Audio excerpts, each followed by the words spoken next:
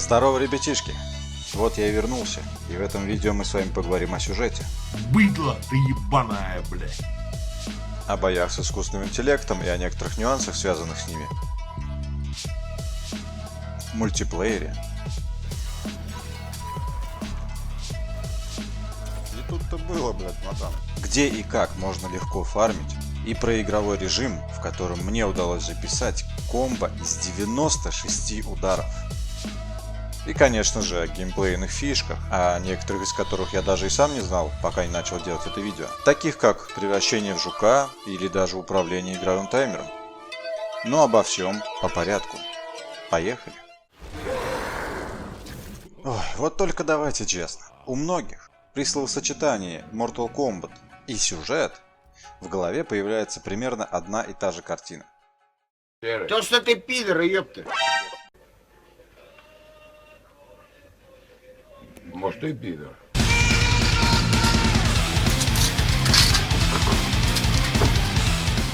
Но не тут-то было. На самом деле, начиная с 9 части и заканчивая 11, Mortal Kombat прямо-таки расцветает, набирает обороты. Тут тебе и куча разных персонажей со своими сюжетными линиями. Даже неожиданные повороты здесь есть, что, несомненно, круто для файтинга. Все вот эти хитросплетения сюжетные. И в целом все выглядит очень масштабно. Даже создается такое впечатление, как будто смотришь фильм от Marvel. Да, я неспроста состряпал вступление в стиле Marvel. Меня это, скажем так, подтолкнули некоторые схожести. Вот, посмотрите сами. Вот, например, Бог Грома срубает голову главгаду.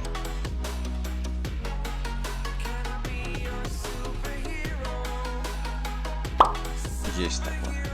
Или вот. Персонаж дерется сам с собой, но из другого времени.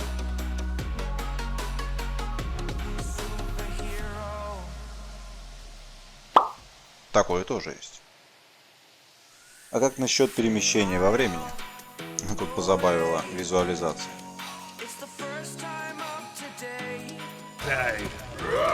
He must win.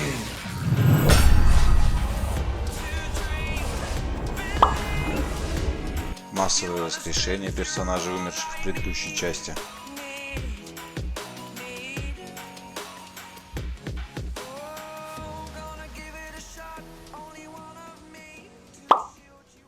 Это я, конечно, не серьезно. Дальше я покажу вам моменты из сюжета, которые, как по мне, довольно-таки забавны. И спойлеров не будет, так что не парьтесь.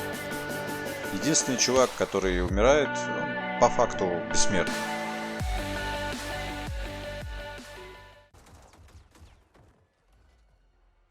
Настоящее снаряжение.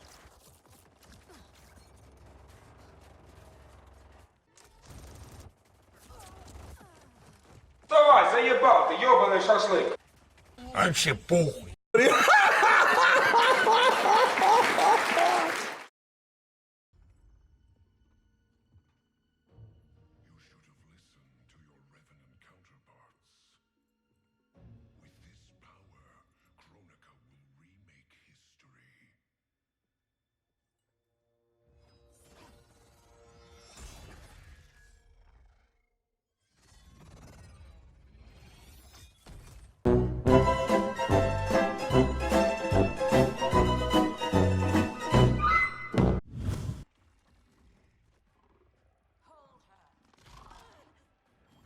ВДВ! Ох, все, ВДВ закончилось нахуй. Не, а почему так нахуй? Мужики, инвалиды, берегите детей, нам на них похуй. Я гусь, я гусь-гусь, я гусь-гусь, ту-ту-ту-ту-ту-ту-ту.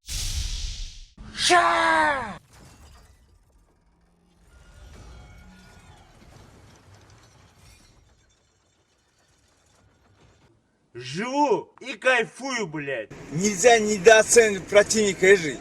Ты жестоко построил море крови. Ты знаешь, что такое море крови? Ты, наверное, не купался в этом дерьме. В боях с искусственным интеллектом мне удалось достичь топ-100. И сейчас я вам распишу, что к чему, что вообще нужно делать. Да, и это не я ускорял видео, это прям в самой игре такая кнопка есть. Все дело в том, что боты сами все делают за вас, поэтому вам остается только смотреть. Правда, все за меня?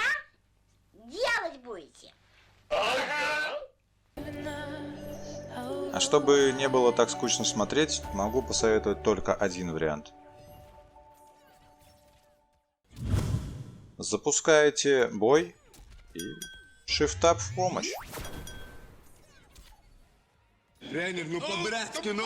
Так, все, одну. Поиграем последний раз, а потом тренироваться. Так, давай, это вот тебе, это тебе, а вот это вот тебе. Давай, раньше. Тёлка. Не подсказывай раньше времени. И вуаля!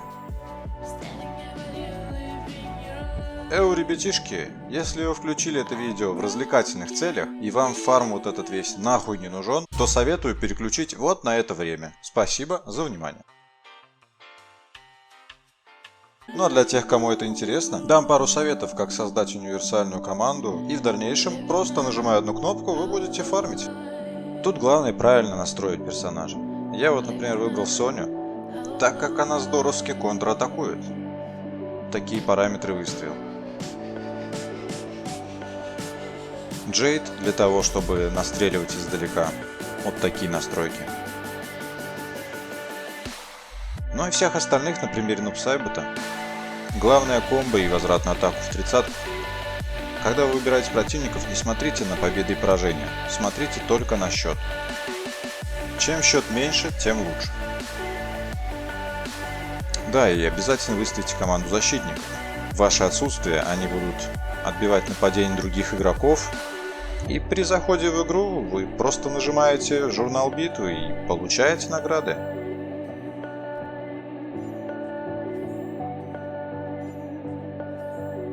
Да, и не удивляйтесь, если вы рано или поздно, как и я, вот на этом скриншоте, наткнетесь на противника, у которого вбахан куча улучшений, и он просто за 10 ударов сносит вам все хпшки. Ну уж, тут сильно не загоняйтесь. Ну все, надеюсь, теперь вы будете нагибать. Башни перекочевали прямиком из 10-го мортальника, так что в них особо ничего не поменялось. Но все равно клево, каждый раз какие-то новые условия, и больше всего меня прикольнули башни с боссами.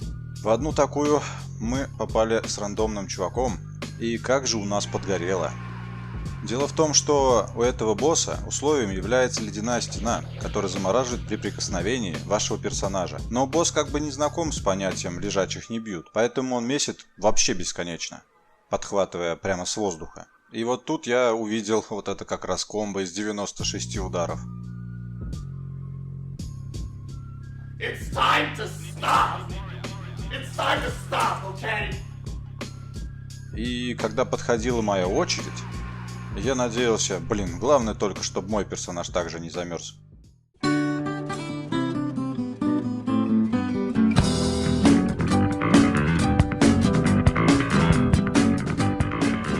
Ну вы поняли.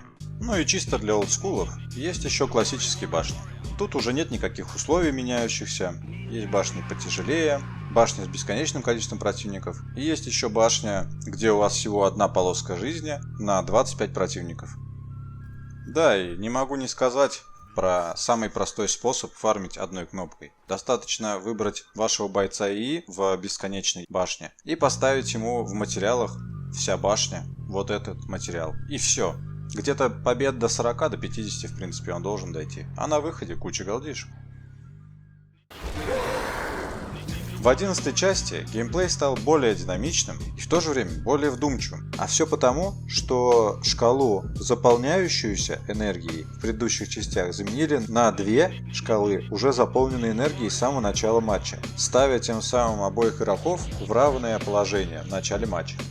И добавив Fatal Blow вместо X-Ray, который как бы накаляет обстановку под конец матча, давая возможность камбэкнуть. И по-настоящему драйвовым становится геймплей тогда, когда вы находите равного по силе противника, и у вас у обоих мало хп, и вы наконец-то видите эту надпись. Как же это охуенно. Крипта в этой части представляет собой маленькую такую РПГ. Постепенно открывающиеся локации, незамысловатые головоломки, расставлены тут и там ловушки, вещи персонажей, такие как вот маска Кенши, например, с которой я, кстати, сразу просек фишку. Если ее быстро надевать и снимать, вы будете даже вдалеке сразу же на секунду видеть скрытые сундуки. И плюс ко всему, монстры крипты вас не убьет. После того, как вы пробежите первый раз всю крипту и откроете все сундуки, казалось бы, которые вы нашли, радоваться рановато. В игре сделан просто бесконечный гринд, поэтому вы каждый раз через хранилище хроники открываете все заново, но во второй заход вы уже не открываете по возможности обычные сундуки, а открываете те, что задушат. Голды у вас и так тратятся на то, что вы выполняете каждый раз крипту новыми сундуками. Ну и когда вы уже второй раз пробежите или даже третий, ну или просто вам станет лень бегать, вы всегда можете пойти к алтарю, местная Азина 3 топора, блядь, и тут уже за 75 тысяч вы выбиваете предметы. Ёбаный рот этого казино, блядь! Если предметы перестают падать, то на 5000 повышаете, до 80, например. И так постепенно до сотки повышаете. Если вам на сотке предметы перестали выпадать, ну тут уж, блядь, я хуй его знает, я, если честно, сам не знаю, что дальше делать, ебанул бы. И еще столько интересного вам хочу рассказать про крипту. Блять. Да ебучие пауки, блять, заебали вы меня уже нахуй.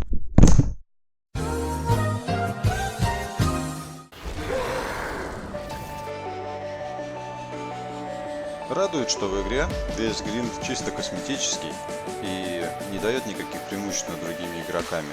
Ну что, пора примерить наши новые костюмчики. Еще очень клево, что можно называть свои стили как хочешь. Сейчас я вам покажу. Хочу, блядь, сказать этому ёбаному Абену.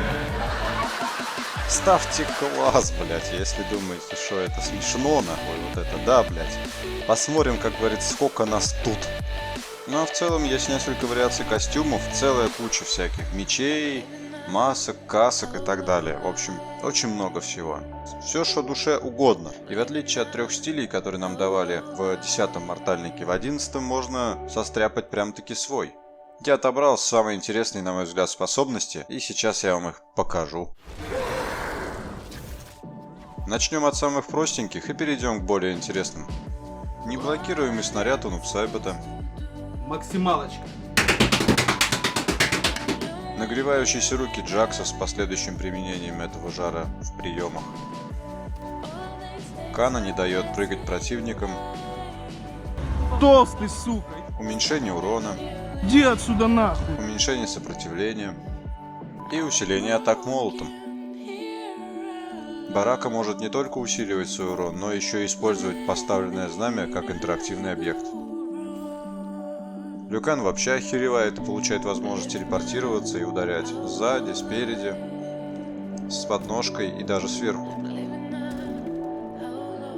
Ну, за это мой личный респектос, конечно. Включить режим Хабиба.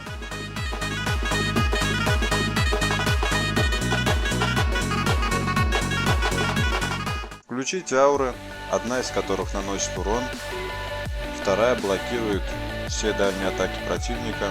А с третьей я чисто угорнул, конечно. Хуй тебе, ебать, дай боже. Котелькан ставит тотем, усиливаю аж до 3 раз. Я гусь. Я гусь-гусь. И тотемы можно выбрать разные. Например, этот переводит весь нанесенный урон в хпшки. Оп, вот и отхилились. Девора получает возможность перед смертью поиграть в форме жука.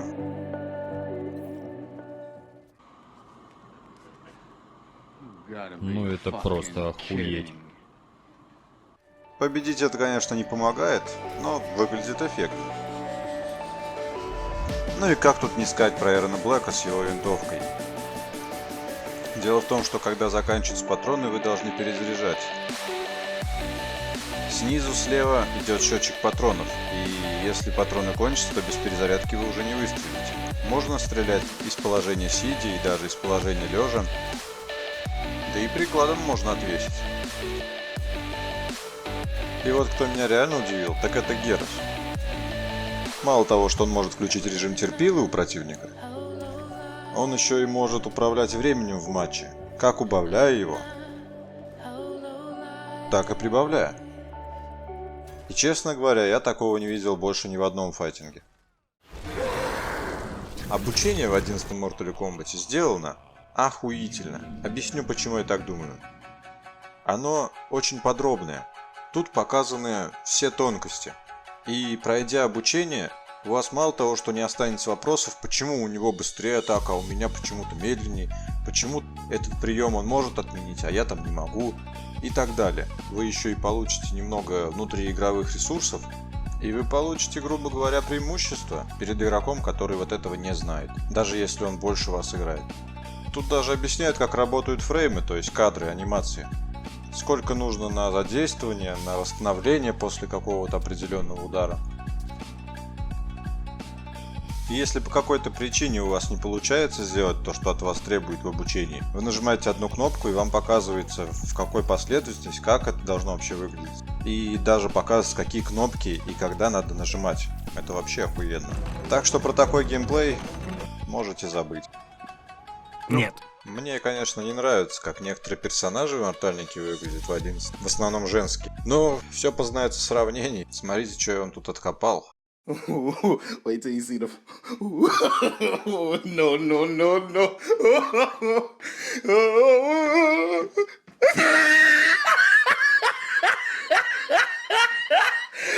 Look at the top of his head. Look at his lips.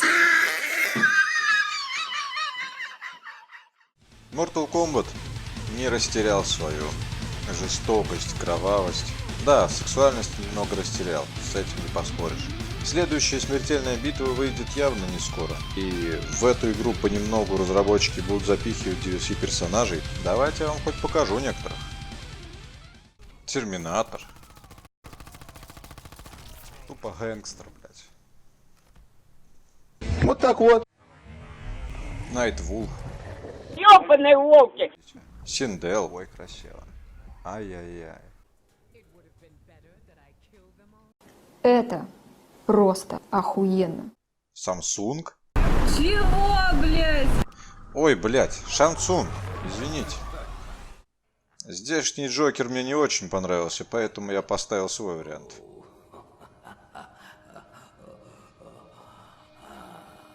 Я думал, у меня шутки плохие. Снимаю шляпу, господа. Вы досмотрели это видео до конца. Надеюсь, для кого-то оно оказалось полезным, а кому-то просто подняло настроение. Обязательно накалякайте что-нибудь в комментариях, ставьте лайк, подписывайтесь, если не подписаны. Да, я понимаю, что подзадержался с этим видосиком, но я все равно хочу поздравить всех вас с наступившим 2020 годом и пожелать всего самого наилучшего.